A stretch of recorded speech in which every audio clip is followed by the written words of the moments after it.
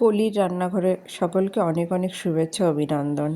আজ দেখাবো দেশি হাঁসের মাংস সহজ পদ্ধতিতে কিভাবে রান্না করা যায় চই ঝাল দিয়ে।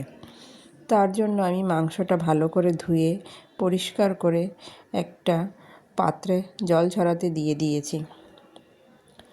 আর নিয়েছি হচ্ছে আলু, কয়েক টুকরো আলু, আর যেমন রেগুলার বেসিসের রসুন, আদা, টমেটো, শুকনো লঙ্কা, আর হচ্ছে চই ঝাল আর পেঁয়াজ কুচি।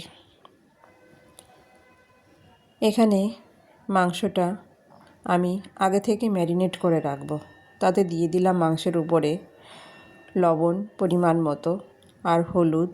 আর একটা জিনিস বলতে ভুলে গেছি, মিক্সচারের বাটির ভেতরে আমি পেঁয়াজ রসুন টমেটোর সঙ্গে একটু জিরে আর ধনে, কাঁচা জিরে আর ধনে দিয়ে মিক্সচারে করে নিয়েছি।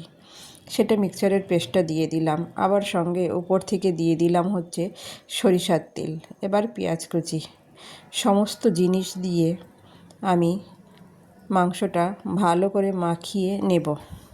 এইভাবে হাত দিয়ে ভালো করে মাখিয়ে নেব। যেহেতু আমি হাঁসের মাংসটা ছেটি দেব না প্রেসার কুকারে, আমি এইভাবে আগে থেকে সমস্ত মশলা দিয়ে মাখিয়ে আধা ঘন্টা, যে যেমনভাবে রাখতে পারে, তবে আমি আধা ঘন্টা মতো রেখে দিয়েছি।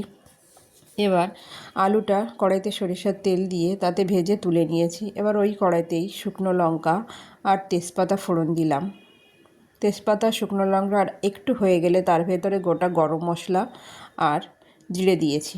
জিরেটা ফোড়ন হয়ে গেলে এবার যে ম্যারিনেট করে রেখেছিলাম মাংসটা, হাঁসের মাংস, সেটা আমি দিয়ে দিলাম ফোড়নের পর। সমস্ত মাংসটা দিয়ে একটু নাড়াচাড়া করে নেব। নাড়াচাড়া করে নিয়ে একটু ফুল ফ্লেমেই মিনিট 10 মতো আমি একটু নাড়াচাড়া করে নেব।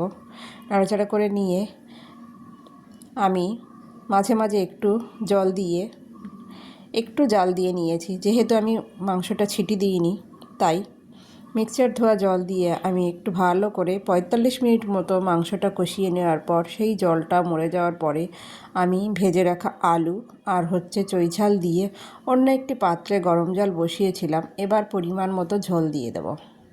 ঝোলটা দিয়ে ভালো করে জাল দিয়ে নেব। এবারও আমি মিনিট 20 মতো জাল দেব। যেহেতু গরম জলটা আমার আগে থেকেই জাল দেওয়া ছিল, তবে আলুটা একটু গলবে, তরকারিটা একটু স্বাদ আসবে দেখে আমি মিনিট 20 মতো জাল দেওয়ার পরে গরম মশলার গুঁড়ি দিয়ে আমি মাংসটা নামিয়ে নিলাম। দেখো, গরম গরম হাঁসের মাংস রুটি, ভাত, পরোটা, যে কোনো কিছুর সঙ্গেই কিন্তু খুবই সুন্দর হয়। আমার রান্না যদি ভালো লেগে থাকে তাহলে একটা লাইক, কমেন্ট, শেয়ার করার অনুরোধ রইল। অনেক অনেক ধন্যবাদ সবাইকে।